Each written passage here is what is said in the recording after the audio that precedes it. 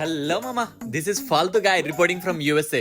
ఎందుకు మామ ఈ రోజు అసలు బూతులు తిట్టకూడదు అనుకుంటా, కాకపోతే కొన్ని సిచ్యువేషన్స్ వల్ల చేసే మూడు ఉత్సాహం సర్వనాశనం అయిపోతాయి. ఇదిగో మామ ఇక్కడ కనిపిస్తుంది కదా, ఇప్పుడే $40 అయితే కొట్టించా.